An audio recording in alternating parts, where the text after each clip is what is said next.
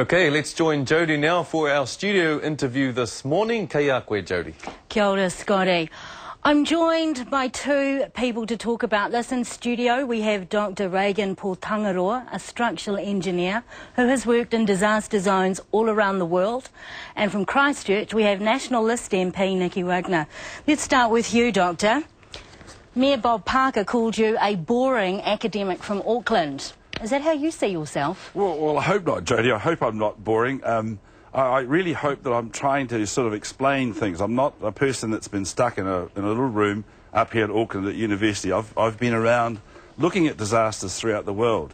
And it's that experience that I'm trying to bring to bear on Christchurch, because Christchurch is home to me. So it's a little bit personal than some of the sort of areas I've been through in Haiti, in Pakistan after the 2005 earthquake, for nearly 15 times in Aceh following the 2004 Asian tsunami, in India twice, in Andaman and Nicobar Islands twice, in Sri Lanka twice, so in Padang after their earthquake, and also Yoja after their earthquake. So I've been there in those post-disaster sort of times, trying to work out and find out how we can actually do things better. Obviously there's big numbers involved there, but you know, when it comes home, it's a little bit closer to the heart. So I don't think I'm a boring academic. I'd hate to be that way. Maybe my students would comment differently, but I'm not boring in the sense that I've been locked up in a room and let loose and making comments. These comments I'm making are coming from, you know, from experience in the field. I just want to ask, Nicky, we asked Earthquake Minister Jerry Brownlee to come onto the program. We also asked Civil Defence Minister John Carter to come onto the program. Neither was available. So thank you for coming onto the program to talk to us.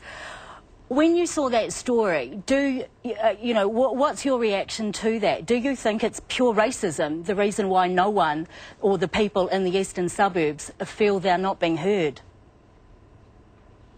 Well, I have to say my first reaction was great sadness, because this has been such a huge disaster, and I think it's really natural for people to feel isolated, alone, and probably neglected. And I think probably all the communities over the city feel that a little bit. I know in our street we did.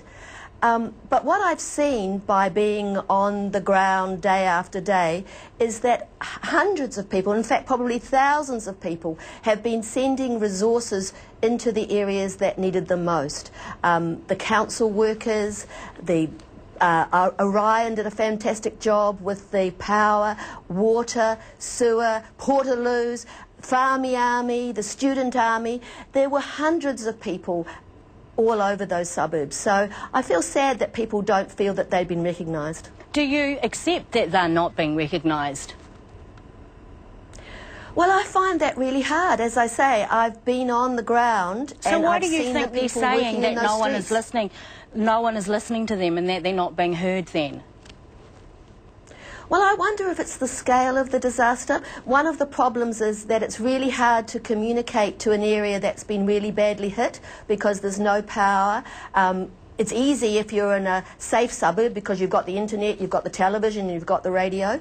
Regan, does this make sense? Do you think the scale of it is so huge that the people in the eastern suburbs are being ignored? No, I don't think it's a matter of scale. I don't think they have been ignored. I think the scale has made it so big that things couldn't happen as quickly as perhaps they would have liked. Well, Marae reported in the first week of the earthquake that the people in the eastern suburbs were not being listened to, or were not receiving things as basic as portaloos. And still our reporter was down there last week and the same thing is still the same. So why do you think they're not being listened to? Well, again, it's a matter of how you feel about it. There's portaloos on every street throughout Christchurch. Well, they're not feeling very happy about it right now, obviously. Chemical toilets. No, they're not feeling happy about it, and that's what makes me feel sad about it, because everybody is living a new type of normal. We have got portaloos in our streets. We do have chemical toilets. We do have to empty them. It's not an easy place to live in Christchurch at the moment. And I think it's not. No one is saying that, but it's certainly a lot harder for people in the eastern suburbs. But I think therein lies the problem, is that everyone thinks that these disasters hit people equally. They don't. These disasters pick out, for instance, we know that women are going to be more affected than men by this disaster. We also know that those that are vulnerable, and that the other people in the Aranui area, are also going to be affected more than those people that have got other options. So it's not true. We have this fallacy that disasters are somehow neutral. They're not. They affect the vulnerable and the poor and the and female. They are selective how they actually work. Immediately after the earthquake, I was based in the central business district. It was all on. People looked like they were being sort of rescued here, there, and everywhere. So why do you think New Zealand or Christchurch, why are you giving them a D for recovery? Well, there's lots of reasons, but just to get back to what was said before, no one's going to be outrightly racialist because in terms of what's available. No. What happens is a lot of this racialism as such is institutionalised. One of the things that we picked out was that the portaloos was a key aspect. They were deemed as assets of importance by the Civil Defence Emergency Management. They therefore should have been monitored and counted and deliberately placed. We went out and we located all the portaloos right through Aranui, Bexley, Avonside. We couldn't get into Averhead because it was blocked off. Dallingworth, all that through that area. And it was quite clear when we mapped them that there was just an inequity in terms of the numbers of portaloos that were distributed.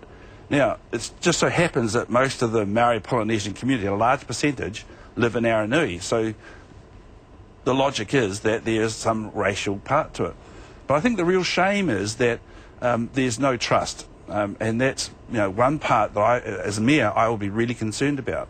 People in the eastern suburbs are simply not trusting this institution, whether it's the council, whether it's Sarah that's coming up. The trust is gone. Therefore, the people's gone. And the key question is, who actually owns Christchurch? Is it the CBD? Or is it the people? Well, I say it's the people. Given the mayor has had such a high-profile position in terms of leading people through a recovery process for Christchurch, how hard is it for you to actually criticise anything to do with the recovery plan? Well, I think that's inherent with disasters, that everyone thinks because it's a disaster, you've sort of got to take one for the team. But there should be some sort of transparency, and there hasn't been any of that.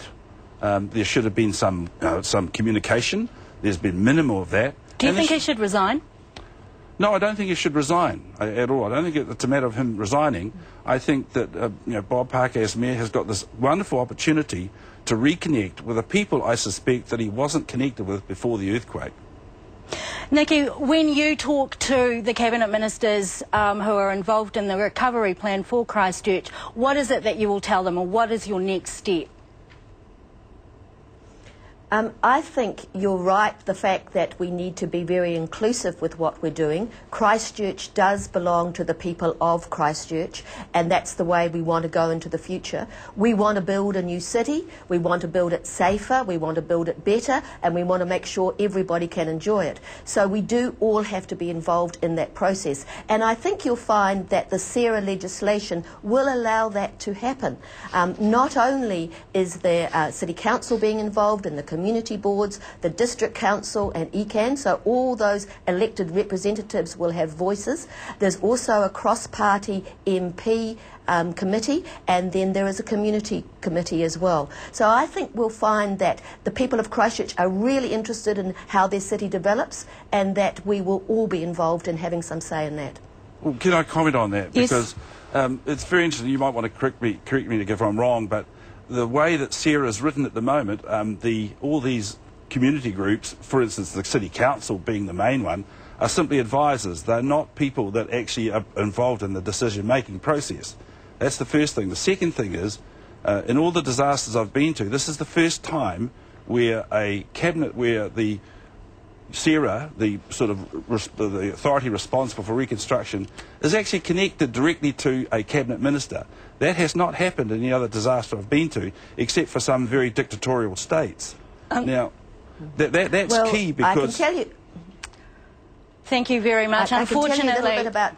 I'm going to have to end this here now. I'm really sorry. We've run out of time, but hopefully we'll get you back on the program, because clearly the situation in Christchurch is not getting any better. Thank you very much for your time, Doctor, and thank you very much, Nicky. Yes, kia ora koutou. Great conversation this morning, riveting discussion.